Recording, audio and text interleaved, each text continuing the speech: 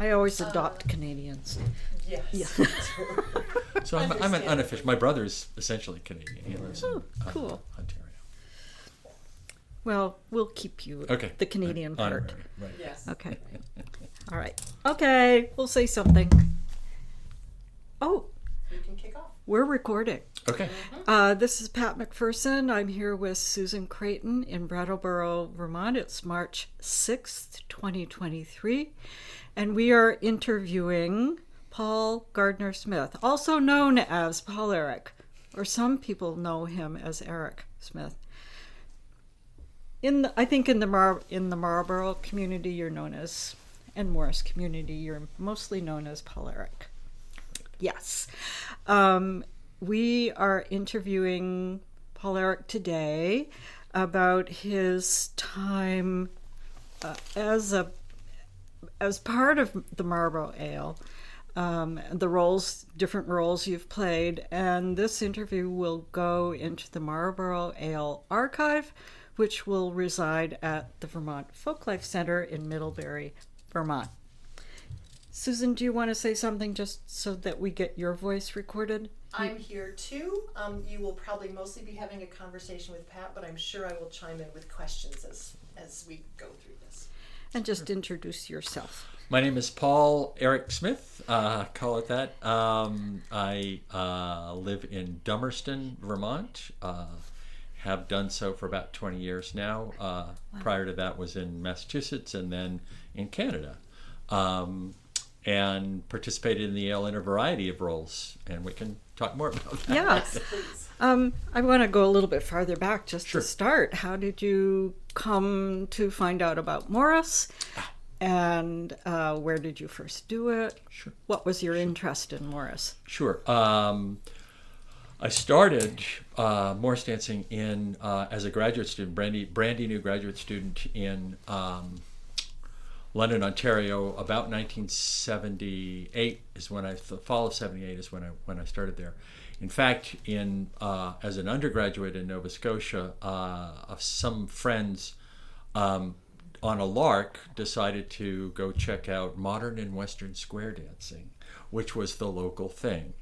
And we sort of spent a season going, sort of learning their dances and the crinolines and it was such a scene, and sort of hooted it up, enjoyed the hell out of it. But then I left Acadia, graduated, and sort of was looking for some. I knew I liked dance, so looking for some sort of dance, and I'd sort of heard about this Morris dance thing. There are a number of English expats in the London area, including someone who would eventually become a best buddy, and that was Paul Hanford. And he had mentioned, oh, well, we do this Morris dance stuff. And I said, great, do you need to bring a partner? And he just laughed at me. And so, as I say, sometime midwinter 78, 79, I was sort of joined the team as a novice, and there was this whole thing about novices, and you had to learn to, you had to earn your baldricks, right? You had to do a jig to earn your baldricks. And what team was this? This is Forest City Morris. Forest City Morris. Forest City, yeah. Okay.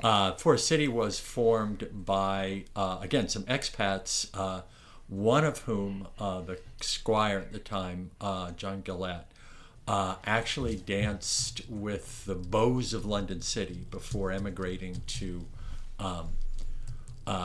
London. And there were others sort of associated with that. There was also a close association with the folk scene in Toronto that included the Friends of Fiddler's Green Coffee Club, or sort of coffee house, and the Fiddler's Green Morris. And there was a lot of back and forth between the two groups. Some of the folks on Forest City were musicians and often went up to play in Toronto, and lots of back and forth with them. So starting around the sort of early spring 1979, danced with Forest City, and so first came to the ale in 1980. Forest City had been in the spring of 78, and then didn't get invited in 79, and then was invited back in 80. And so starting in 1980, That was my first ale, and I've been going ever since. Cool. What appealed to you about Morris? I think a lot of it was the combination of social interaction with mostly like-minded people and, some sort of activity. It wasn't just going to the bar. I could do that with graduate student friends at the bar on campus. This was activity, and it was a great challenge. I mean, I can remember rehearsing in my mind. What was it? We danced. Forest City danced a whole bunch of traditions, and that's another story. There's something else we can get into. At the time, they were picking and choosing dances from different traditions, but the novice tradition was Atterbury, and the whole idea, the novice team was a mixed side, and was learning Atterbury, and I ended up sort of remembering the dances enough to be in the position of dancing one and calling the dance, and I can remember. Standing at the sink doing dishes and rehearsing myself. Oh, foot up, then it's half chip, then it's sort of getting the sequence in my head. So it was. I was quickly heavily engaged. It was a lot of time, a lot of effort, a lot of energy spent on Morris dance for pretty much all of my graduate student career. So that was like 2 or 3 years. Oh, no. It took me 7 years to get my doctorate.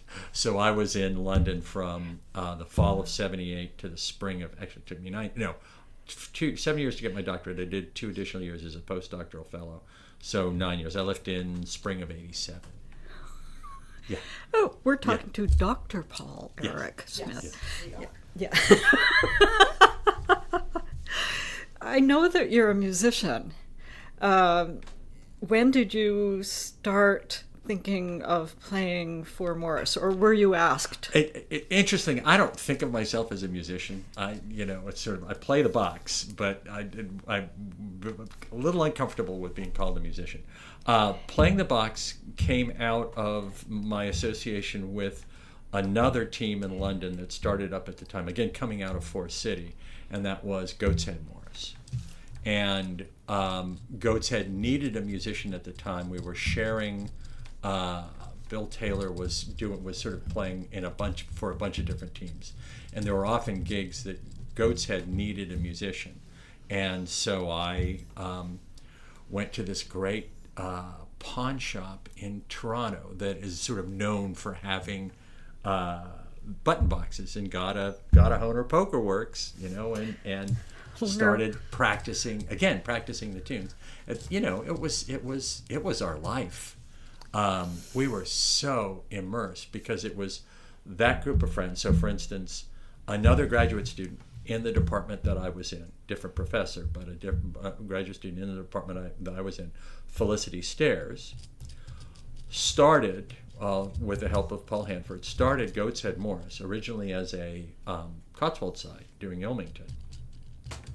And we, folks that danced on Thames Valley Morris, which was another team that arose around that time that I was in at the beginning of. Folks on Thames, folks on Goat's Head, all just hung out together all the time. It would be over to somebody's house for dinner parties on Friday, Saturday night. It was going to either at a gig or just going to concerts, going to Toronto.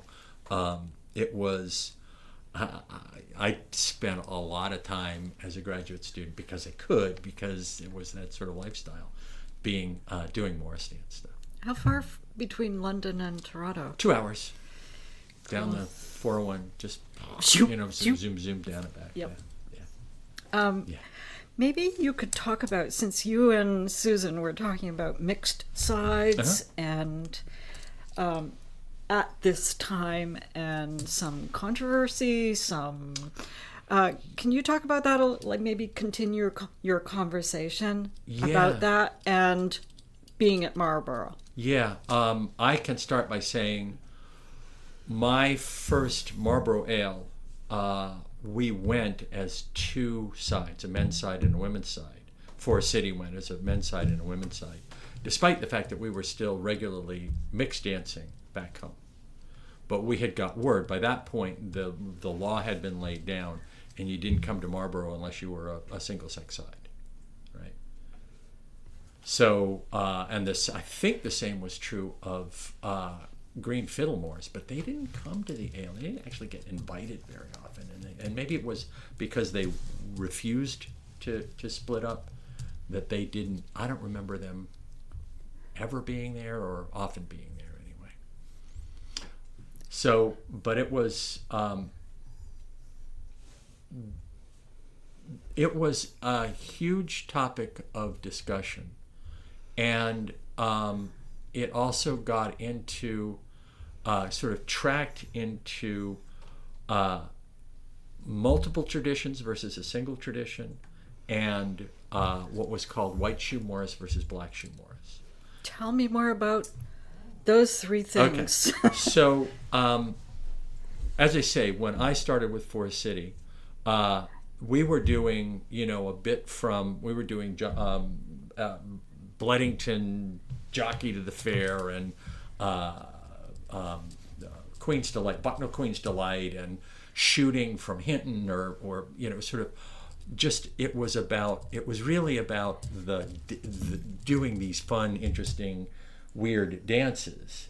Rather than Rather a tradition and doing the dances all in that Yeah, tradition. exactly. Okay. And Tony was a huge proponent, was really pushing, and the fact that the ale went that way was a huge driver for everybody to go that way, was pushing the notion of developing yourselves as a team with a team style and ethos, and really dive into a single tradition, really hope to understand it. And so there was that sort of single tradition versus multiple tradition.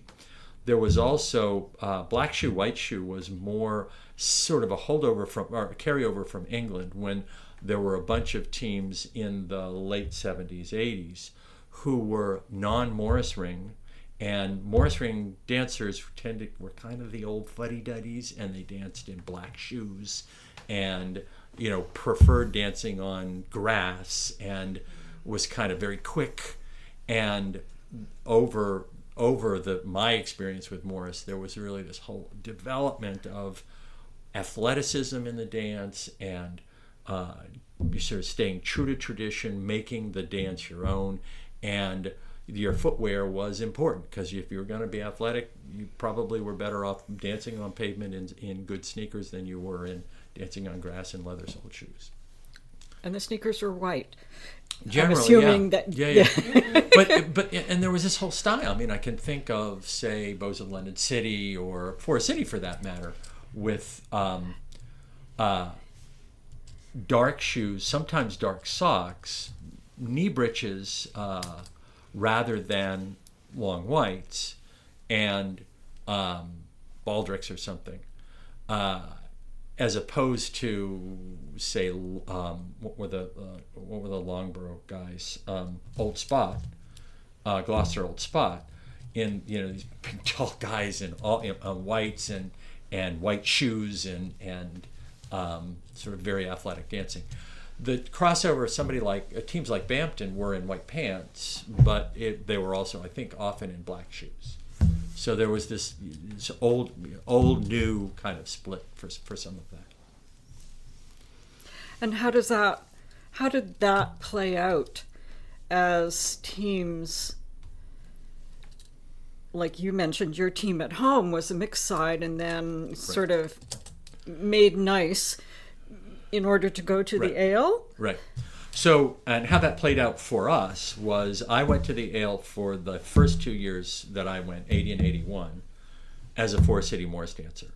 Subsequently, I went as a Thames dancer, because at that point, there had been a schism, as there are in many Morris teams, and Paul Hanford and myself and some others formed a new side. There was a period of time when I was literally changing costume every other dance, dancing on both sides, right, and had to change out of long white pants, white pants into knee breeches and back again, and it got ridiculous very quickly. But it was that philosophical split. Forest City was still thinking about doing a bunch of different dances. It's all about the performance and being funny or being cute, versus really focusing on the athleticism and the style, and Hanford really wanted, and several of us along with him really wanted a clean style that was our own. And I think he made this brilliant choice of going for Fieldtown, which has this wonderful diversity of documented dances, and was just really good fodder. And then he's a great choreographer, and he was able to sort of take the structure that was in Fieldtown and sort of make it Thames Fieldtown, and then also include these dances that had sort of fit within, were never danced prior, but clearly fit within the framework that was in Fieldtown. It's really interesting that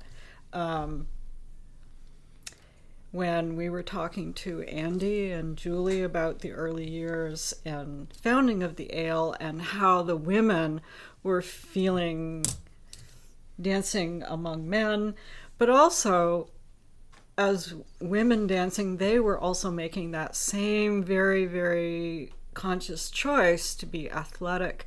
And part of it was in relationship to the men, but part of it, because they were like, we need to stand in our place, and be strong. But it was also their own preference as people, that they wanted to really work on their style and be clean and strong. Similarly, Beth Neal talking about Windsor Morris, and they had the same interaction with the men and somehow made decisions in opposition to the men almost, but also had their own preferences. Yeah, often it was sort of like Forest City was a social club. Thames Valley was a Morris team, right?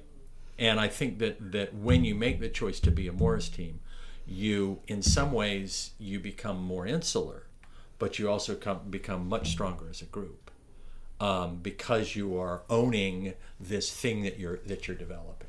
You're right? creating something. Yeah.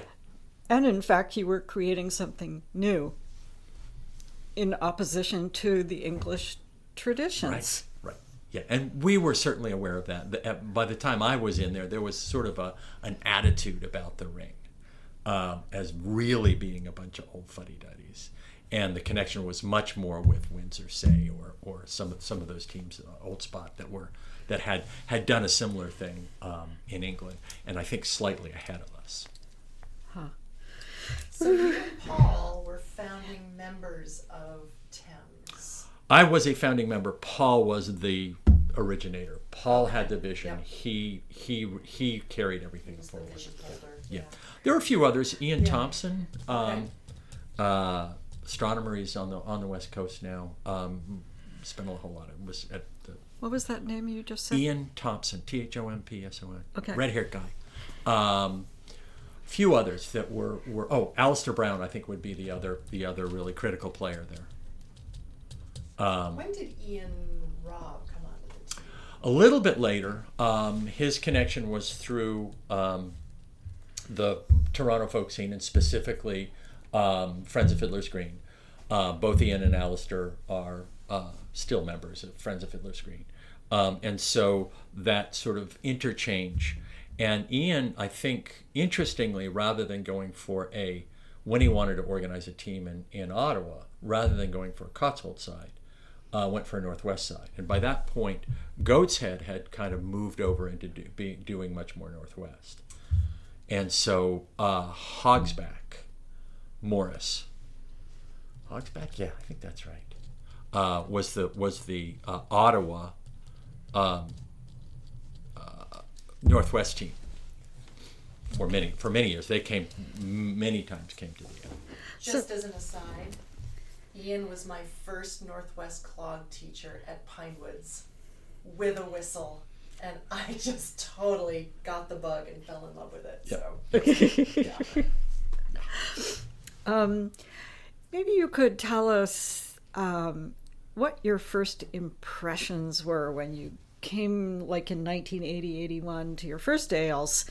What was going through your head? What were your memorable experiences? It blew the top of my head off. It was such an experience. Just particularly, I think, and I still get chills, the procession down the hill, seeing that just big bunch of dancers coming down the hill, just amazing. And I think for me, kind of rare, this assemblage of adults. So you were doing adult things, but a bunch of like-minded people just having the time of their lives. And I really hadn't experienced something like that. The combination of your in-group, right, the folks that you had gone through the adversity of even just driving down from Canada, combined with all of these other like-minded people, was just a knockout. It was great. Also, and all sorts of things like learning to contra dance, going to my first contra dance at the Ale, going in a flannel shirt and just sweating my brains out. somebody went for some sort of courtesy turn and went, "Whoa!" That's a good memory. Anything else that happened that sticks in your mind as maybe, turned you in a different direction or confirmed your choices at that point? Yeah, I don't know. Certainly, it felt like my element, right? It felt like, it felt. An interesting thing about the Ale was the degree to which we were all invested in putting on a good show. It was not. It felt high stakes. It was not, oh yeah, I'm going to go and have a party all weekend. It was, oh, we better be goddamn good. We want our best team. We want to make sure we got the dance. Nobody screws it up, right? It was that. There was that element of also of performance and striving for excellence, and the anxiety that went with that. And would Tony choose you to be on the Sunday show or the Saturday show? Right, because there was a difference. There was a difference. There was a point in time when, because he's such a showman and he had such a great sense of not wanting to overextend the audience, not everybody got to dance at both shows. Everybody got to dance in the morning on Saturday, but then you either did the Saturday afternoon or the Sunday afternoon show. And that was at Newfane already? Sunday? It was, but back in the day, I can remember it being over where the porta-pots are now, on the green. And it just a sort of a different, like they were still, and the Sunday show was at the Common in Brattleboro. So again, we were dancing on the green in front of the gazebo. We weren't sort of on the street. And which one was considered the higher stakes? It was it was kind of like Sunday was, but on the other hand, which was it? We did the feast on Saturday night. Right. The big feast was on Saturday night because a lot of the notion was, well, maybe a lot of people are going to be gone, leaving on Sunday, right? So things were kind of turned around, but I think in general Sunday was the prime, was the prime spot, and where you were in the sequence was a huge deal, right?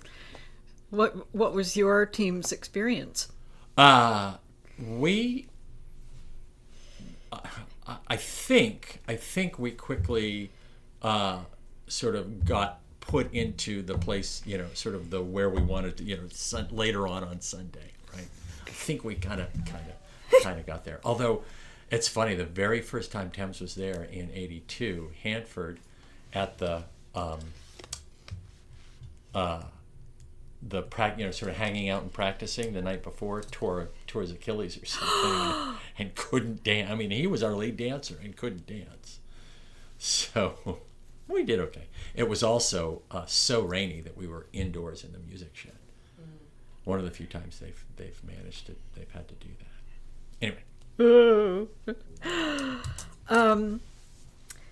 So the times that I have seen, I have rarely been at Marlboro, but I have seen so many photographs of you in a particular costume, in a particular role Okay.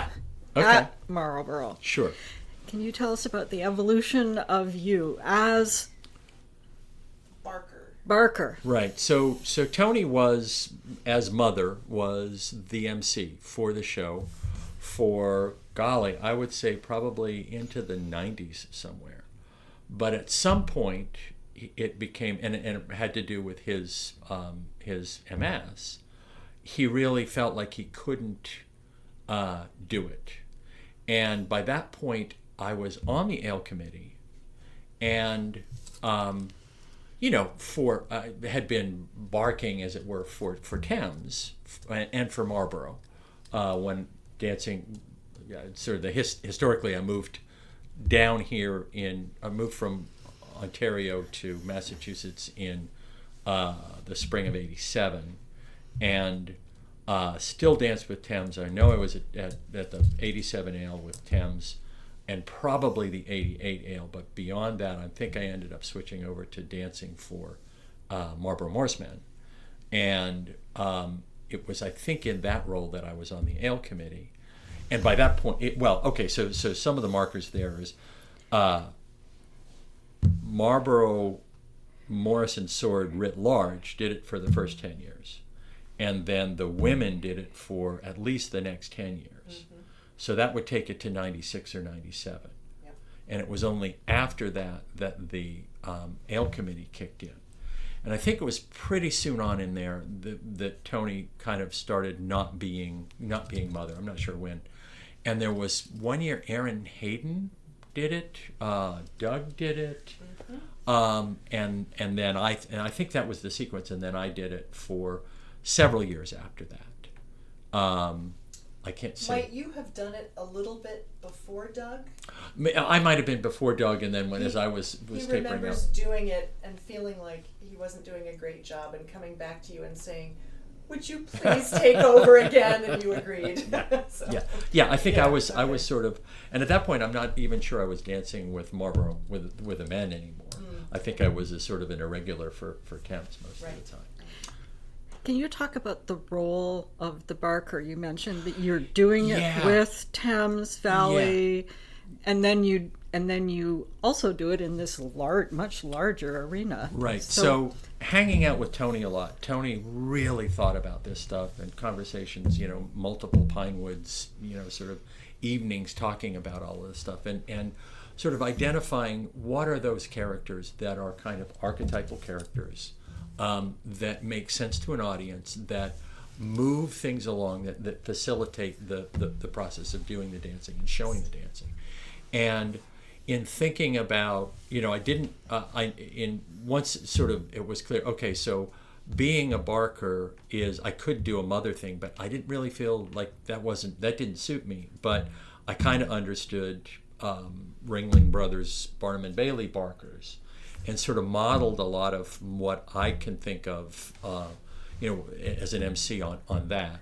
And it turns out I've got a freaking loud voice, and I don't ask me where it comes from, but it seemed like voice ever. Could you just back away from the mic a little bit and do a little Barker? Oh, okay. I'm gonna go stand over there. Yeah. Seriously, if you're at full I'll stand over there. Somebody take care of Molly. Yeah, Molly, come here. Okay, so I'm going to stand over here, and I would almost invariably open the ale with, "Ladies and gentlemen!" I'll just say that much. Oh my word! It carries. It was the best voice ever. And there was a trick. Oh my god! I used to. I did. Are you on again? Okay. I would stand so that I was trying to project off, to bounce off of the music shed wall, to try and get a little bit more carry. Sometimes it worked, sometimes it didn't. And clearly, by the end of trying to do that, by the end of the ale, my voice was pretty gone, and I needed the support of a handheld but I tried to do it as much a cappella as I could. And did you put thought into? You mentioned like the ring Right. master Right. kind of character. So yes, so I would have found it in a secondhand store a tailcoat, and I would have a tailcoat and a cummerbund, and top hat. And the top hat went through a number of evolutions when I was playing music for Guiding Star. I just put a whole bunch of flowers in it as sort of that, and that's the sort of the mode for musicians that are playing for Northwest. Other times I just had it, fairly bare. I think it's bare now. Top hat, and then always had a whistle to sort of signal when we're finishing a mass dance or something like that. And the other part of it was part of my shtick was to try and get as many 50-cent words in as I could. And I used to have a word a day calendar, and I would just sort of, as I went through the year, that'll be a good one for the ale, and keep it, sort of rip the page off and keep it. So I had, there's one point I just had a little stack of those, and I would make sure I would go through and do that. And the best one was when I was a dance out with, it wasn't at the ale, it was a dance out with Marlboro Morris Sword, the Marlboro Morris Sword, the sort of the women's side, and probably Marlboro Man, maybe some others. And I was introducing Marlboro Morris Sword doing a highly salacious dance, and John Roberts pipes up, "Highly salacious, isn't that the Emperor of Ethiopia?" That's what immediately came to my mind. John was very good very quick on the uptake on words like that. Oh my God. What about playing the bass drum? Golly, I'm trying to think of when that came out, because certainly Jonathan Morse, there was a Marlboro Morris Sword bass drum, and he had that gig for a long time. And at some point when that whole thing broke up, I think Jonathan played for a little bit, but then he started not being there, and we kind of realized that we needed a drum. And by that point, Guiding Star also needed a drum, and I found in the Greenfield, one of the music stores in Greenfield, way up on a shelf, an old bass drum actually it's Kari's bass drum, because I gave it to her as a birthday present, but ended up having it available for when we needed to do things like play for any kind of large parade like thing. You really kind of wanted a bass drum.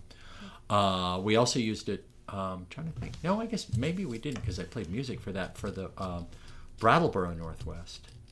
Oh, and that's because Steve Voorhees was the other one that always had a bass drum, and he would often come up, and there was a sort of a transition time, but then he stopped coming. So there was this transition time where we weren't absolutely sure that there was going to be a bass drum, so we started hauling along the bass drum, and if there wasn't anybody else around to play it, I would play it.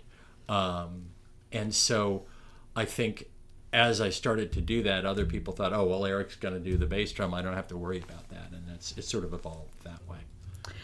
The role of the bass drum in relationship to the processional is sort of like traffic control, or what?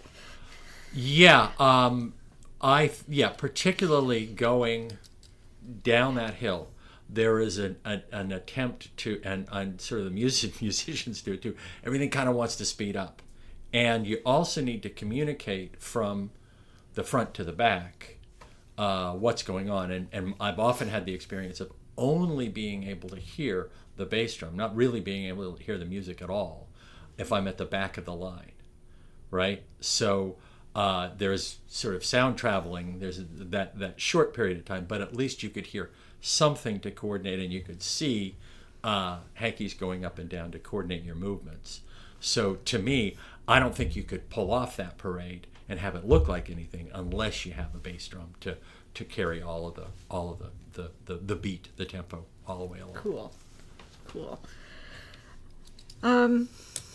I also got in the habit of making sure there was a good distance between me and all of the other musicians because they hated it. They hated the bass drum? Yeah, and you get in the habit of saying, okay, I'm going to start, fair warning, I'm going to start up the bass drum. Because if it surprises the hell out of people if they're not expecting it. And you were not a tentative bass drum player either. You gave it the oomph it needed. Yeah, I have no idea where that comes from. It was perfect. It was what we needed. Yeah. Too bad you're not a musician. Yeah, I'm not. Yeah. Anyway, so you've been on the committee. Mm-hmm. You've played the role of the barker. You've Yep. been a musician. Yep. Darn it all. You have been a dancer Yes. at the Ale. How, over all the many years now, 1980 to now, have you seen the Ale evolve? I'm gonna say one more thing before I answer that Yeah. question. What isn't apparent to a bunch of folks is that the real job of the MC is to program the show dances and sort of think about who have we got here, how many mass dances, where are we going to put the mass dances, where is there going to be a sort of what's the storyline. I think of it as what's the storyline we want to tell for this particular show, because I know these guys often have this like Ring of Bells, beautiful dances, often a number of them, but not real super hard line, right? So where would I want Ring of Bells versus if Great Western is over from England, they're like just berserk, right? So there's a really critical role in addition to announcing is the programming of the show dances, and sometimes you can split those off. I think there have been times when somebody's done one of them and somebody's done the other, but really having a sense of what that show needs to look like, I think is really important. When do you do that programming? In your head, like in the moment or before? A little of both. Like if some teams like Toronto Morris Men, tell them 5 minutes before they're on. They don't care. But other teams, it's like, okay, when are we on Saturday? When are we on Sunday? What's our number in the? If there's 18 teams, what's our number in the sequence? Right? They want to know Friday night, right? So I would have a general plan, but still kind of. I also want to see, and Tony was brilliant at this, see what the dancing is looking like over the course of the day and choose the teams that are really going to blow people out of the water at the right time. So, At this point, were all teams dancing in both show dances? We switched to that, when I was MC, the Ale committee kind of decided, we'll just we don't care, we'll just make for a longer show. We'll go from 5 to 7 p.m. And so my job was, then the MC's job was to, keep people on their toes, nothing slow, and certainly no interruptions like the year that it's from up in White River Junction crashed the show dance. Team not invited to the Ale. Who's it? Who was this? Chris Levy and Midnight Cape. Was it Midnight Capers or could have been Midnight Capers? Could have been what was it? Maple? Was it Maple Leaf Morris? Maple Leaf Morris might have been. Anyway, it was like. Excuse me. Yeah. So sorry, that was that.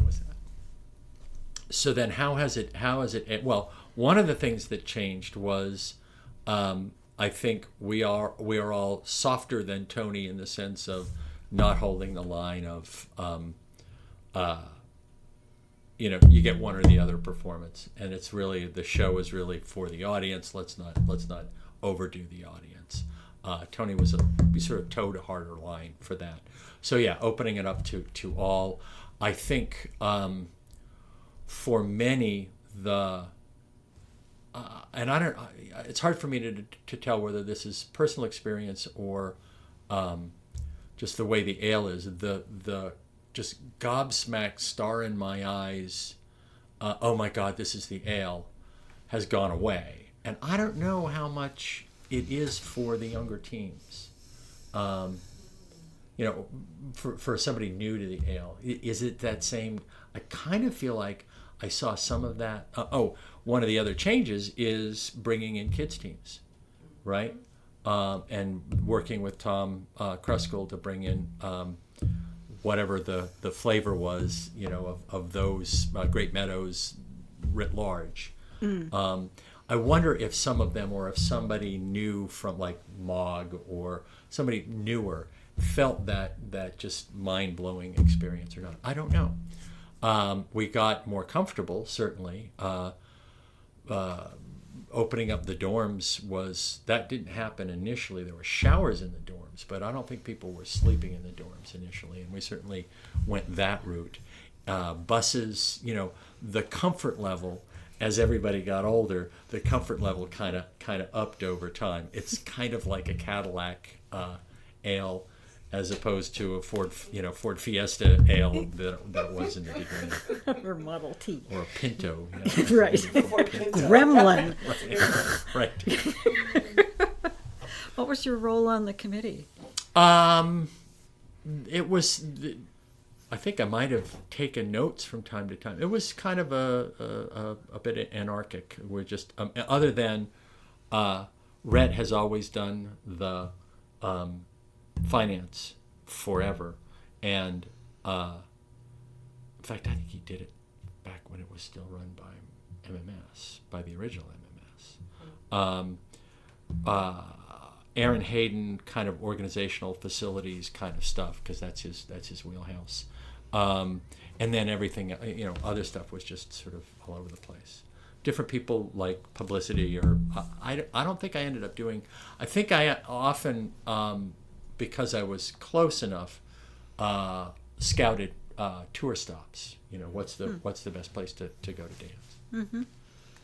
I sometimes ask people, like, why did you choose to spend so much of your free time, and you have a busy life, on this?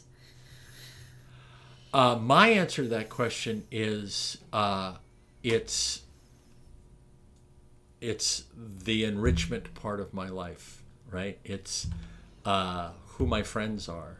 It's my wife, because we met doing Morris dancing. It's, you know, it's sort of it's everything else outside of work. And the weird thing is coming into this school district, it also became work connections, because Margaret Dale worked in the same school that I did. You know, the community that I know sort of through work includes folks who are part of that dance and music community.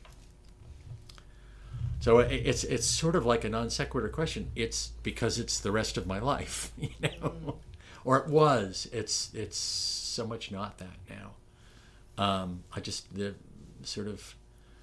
I'm, other than, you know, practicing with Thames once a year, whether we need it or not. I don't have another Morris team. Still do sword dance with Green Mountain Mummers in the fall, but again, that's quite a short gig. So I'm not going out to contra dances. The Horizon, you know, the friend group and the Horizon has kind of collapsed a little bit. And do you miss that, or is that sort of a choice of, I'm ready for my life to be a little simpler? I just don't have the energy, you know. Yeah. I can't possibly drive home from an ale in London, Ontario, arrive at, you know, 5 a.m, take a shower and go to work. I can't do that anymore. I can't drink more than a couple of beers in an evening and feel at all good, or even be able to sleep. So, you know, it's all of that kind of stuff. Yeah. We're all the same age. Yeah. We understand. Yeah. We understand. How are we doing for time? We're just coming up on 45 minutes. Unless you have something else to talk about, you have just given us so much. Good. Yeah. As you just think back on the ale, are there any particular favorite or noteworthy memories that pop up? If you think, remember the time at the ale when we Fill in the blank. Always the first memory is the processional down the hill. Always that. Memories like a bunch of us, the tradition was to go to Poncho's Rec on the Monday after the ale and hang out and drink more and do more dancing. And it was probably 30 people doing Saturday night. Right, as the Saturday night jig, right? It lasted forever because everybody had to go all the way up and all the way back. And for listeners, a jig usually has how many people? 2. Right. So this was okay. Other memories. I don't know, the way, the difference in the way the feasts have run over time. There was the roast beef in the aisle down the center, serve yourself, right? That was my sort of my first experience, and that was the big deal, was you got roast beef for the Saturday night feast, all the way up to candlelit tables and servers and tablecloths and fine china and just this whole big deal. And used to be you just had a contra dance after the feast, and now it's the rock and roll band. There was a period of time when we had rock and roll bands, and we were doing rock and roll dancing after the I think, and one of the changes was, again, is sort of the evolution of the whole approach to dancing that I see in North America, at least, from so much time spent on teaching the dances and dancing together on the Friday night before, and also running workshops. That's another piece of the workshops on Monday that aren't there anymore. Tony would always run a variety of workshops. I never heard about those before. Heard much about that. Oh, interesting. Yeah. Fooling musician, sort of there was a point in time. In fact, some of those should have that. I think we were still doing that in the Monday was reserved for those that could stick around, was reserved for that additional stuff. And it was, with Tony's influence, it was always about, he had a very intellectual, very educator kind of bent, and it was about expanding the knowledge of the dance and deepening people's knowledge of the dance. It wasn't just about a performance or a party, right? And sort of, I think the success of the ale is really due to that, and I worry that the more we think of it as a party, the less the less sustainable it can be. Clearly changes in not only in personnel on a given team, but in the whole notion of a team. Many examples now. Well, and Thames Valley is one of them, where Thames Valley doesn't exist as a geographic location, right? We are an anarcho-syndicalist collective from across the Western Hemisphere, Northwestern Hemisphere. Marlboro Morris is essentially a ringer's side, or was. I don't even know if they're still around, right? And the approach to maintaining a side's purity, but also allowing people to go in. It's not as if you're in one locale anymore. I think that's a huge difference, and a difference in less of an opportunity for a team to kind of establish their own style. I think, yeah. Although, Maple always felt like they got on well together. I think probably because most of them came out of Great Meadows. Yeah.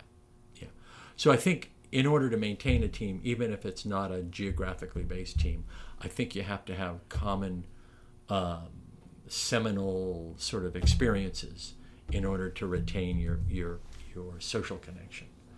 Otherwise, it just becomes about the dance. Have you ever thought of teaching Morris?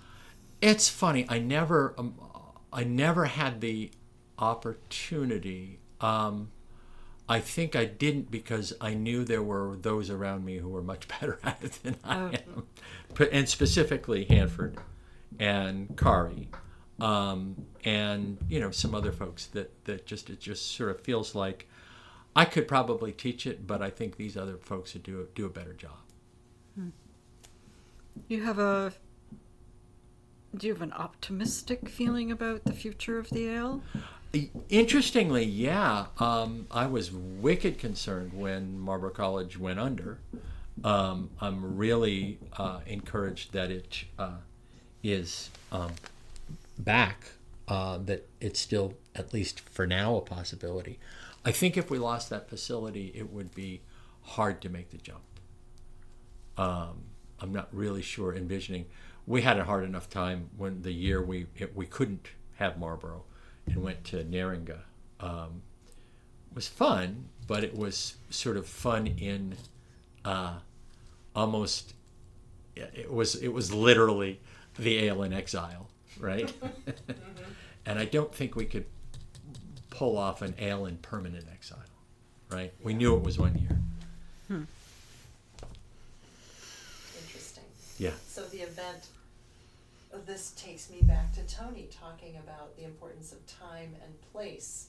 The ale at this point is really tied to that place. I think so. And you couldn't uproot it and necessarily have it be the same event anymore. Yep. I think it's way too rooted in that place. Yeah. For it not to be there.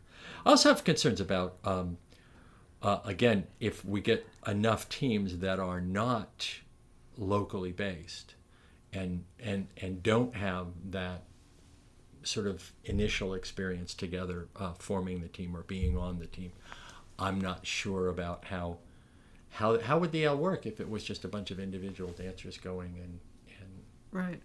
I don't know. Oh, a lot to think about. Lots to think about as the ale approaches its 50th birthday too. Yeah. Yeah. Incredible. Thank you. Oh, thank you. So Thank you. It's fun. much. It's fun to talk about this. Oh, you are a very thoughtful speaker. It's really, really great listening to you.